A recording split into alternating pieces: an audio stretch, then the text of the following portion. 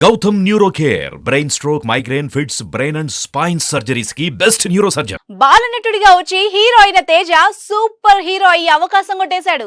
Super men కథకు devotional touch ఇచ్చిన Hanuman cinema hit కొట్టింది. డైరెక్టర్ ప్రశాంత్ వర్మ హీరో తేజని ఈ సినిమాతో ఇంకాస్త లేపాడు. తాజాగా విడుదలైన హనుమాన్ చిత్రం పాజిటివ్ టాక్ తో ముందుకెళ్తోంది.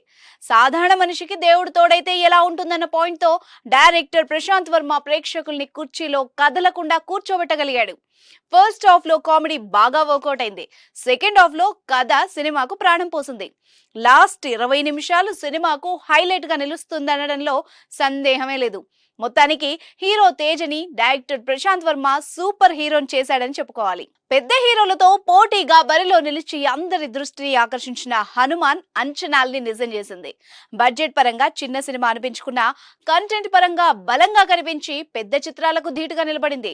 టీజర్ ద్వారా అంచనాలు పెంచిన హనుమాన్ అంతకు రెట్టింపు రిజల్ట్ ఇచ్చింది. ఈ నయా సూపర్ హీరో సాహసాలు ప్రేక్షకులకు నచ్చాయో లేదో తెలియాలంటే సినిమా చూడాల్సిందే. అయితే కథ విషయానికి వస్తే ఒక సామాన్యుడికి అద్వితీయమైన శక్తులు వచ్చి సూపర్ హీరో అవ్వడం, వాటిని దక్కించుకునేందుకు విలన్ రకరకాల ప్రయత్నాలు చేయడం, ఈ క్రమంలో అతని వల్ల ప్రజల ప్రాణాలకు ముప్పు ఏర్పడడం, ఆ ముప్పు నుంచి హీరో కాపాడడం, ఇలా సూపర్ హీరో చిత్రాలన్నీ ఇంచుమించు ఇదే కోవలో వస్తుంటాయి.